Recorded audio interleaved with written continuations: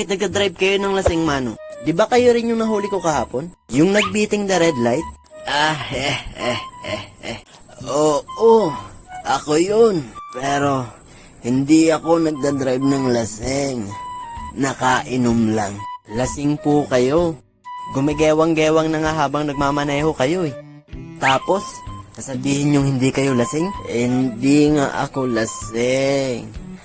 Kilala nga kita eh. Enforcer ka, di ba? Opo. Oh, ako.